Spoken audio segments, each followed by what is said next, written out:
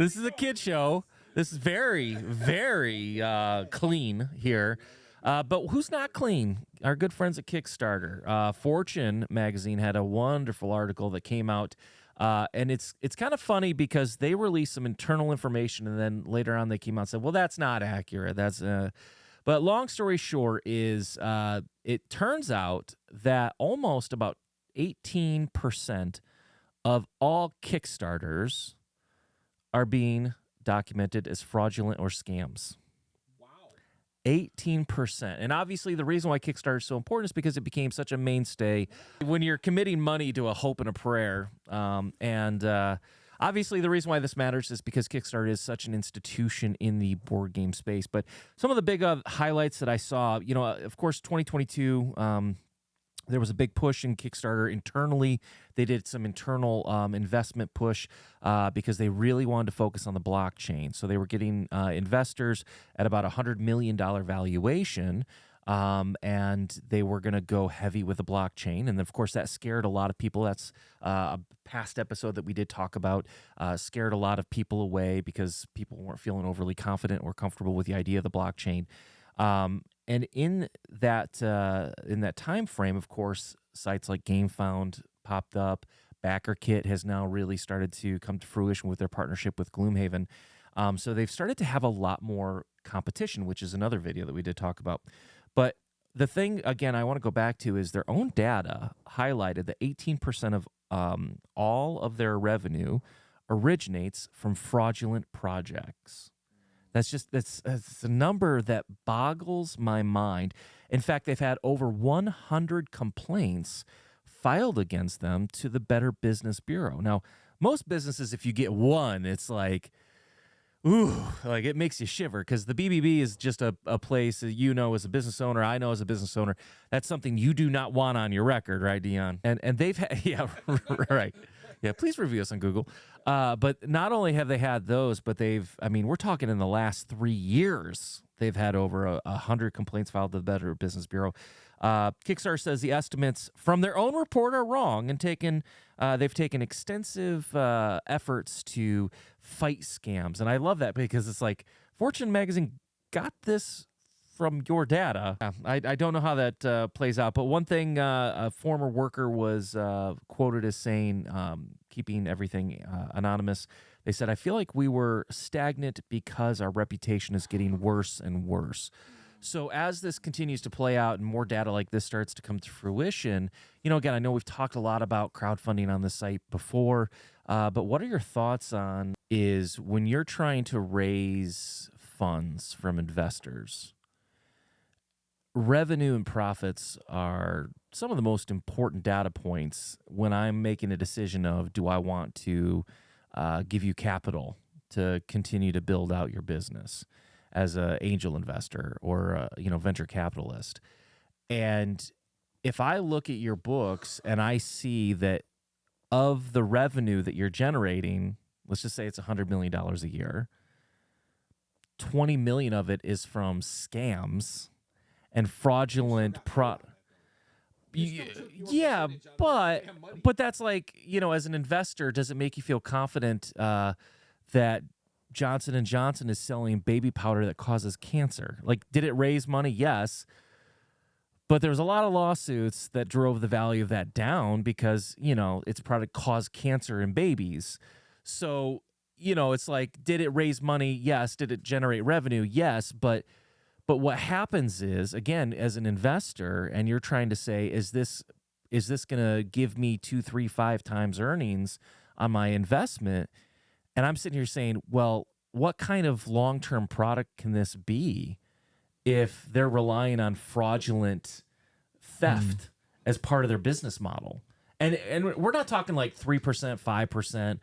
We're talking about literally almost 20% of their entire revenue base is coming from fraudulent scams. Like, to me, that would be such a massive red flag as an investor to not back this product. And if they need to raise capital through investments like they did back even for this article just a year ago, I'm staying away.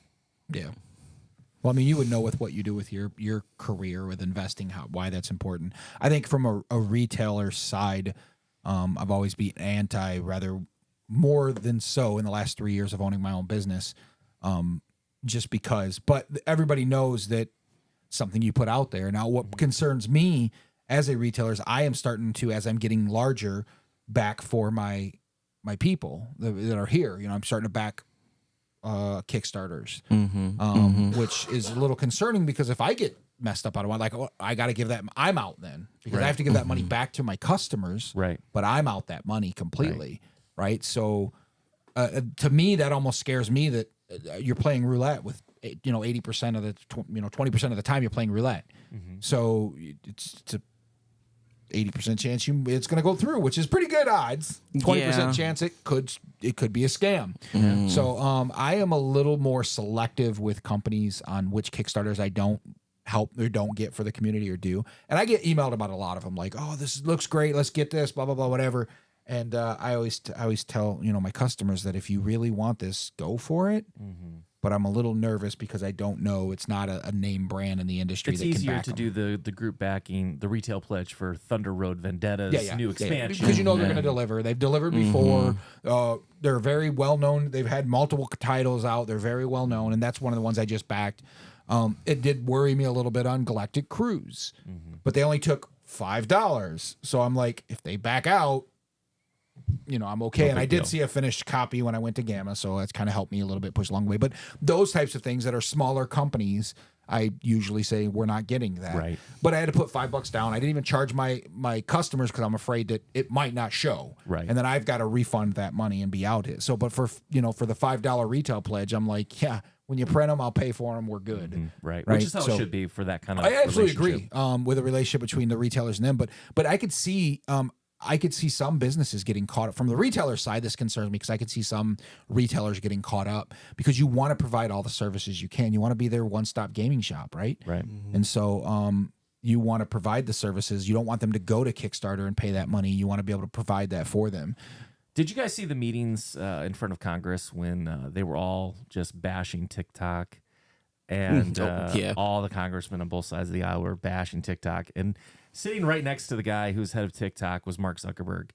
And the whole time Mark was just like, because it's just like, he just knows. It's like, okay, just ban it. Just ban it. Instagram Reels all day, baby. And I kind of feel like that's what GameFound is probably like. Like, I guarantee they're not. yeah. I guarantee they're not. No. I guarantee they are not. Well, and the difference is to keep it off of games. Kickstarter does a wide variety of a lot of stuff. Yeah. I would love to see GameFound's numbers. I bet it's significantly lower. Oh, yeah, it's not even In any comparable. business I've ever ran, the gaming community is very friendly, very on. They play games. They're not going to cheat on a game, so they're not going to try to go after you with harm or cheat you out of money. So there are some out there, but in majorities are. I don't think there's 18% of them. Yeah, well, and I think like last year's biggest Kickstarter was the Brandon Sanderson Kickstarter, and I think it was like 50 million or something silly like that. So it has nothing to do with board games. Yeah. But And I'm sure that's where a good percentage of those. I mean, I would love to see the numbers on it, but I'm sure a good percentage of those are not. But it should be buyer beware anyway. I mean, that's one of the things I think they need to get better about. Informing you when you put your money in or you say you're going to back this, a big warning comes up and says, this is an investment. It is not a store. Exactly. And they do highlight that. I mean, at the end of the day, but usually it's very quickly at the bottom or right blurred at the before bottom. you pay. Like they also have it right before you, like when you actually go and back something, before you actually click it, they have like a little tag right there. Yeah, like That's a one-liner. Yeah. Which gets back into old conversations we've had before. But the problem is that so many people now use Kickstarter like it's a store, which creates the conundrum because, yes, it's not a store, but at the same time, in the board game space at least, I can't speak to the other industries, in but the board game store, it's just advertising. Like they do it just to get where do you go to find out what's coming out? right.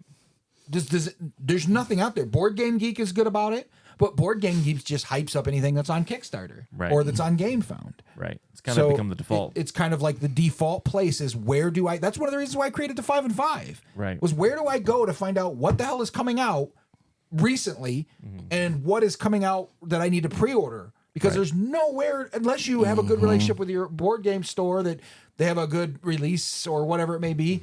You don't know where to go to find that information. Right. It's not readily available. And that's what we're trying to be here at the Champions of Tabletop. Well, hey-o. So with that, we'll kind of wrap up and we'll let the dead horse lie there.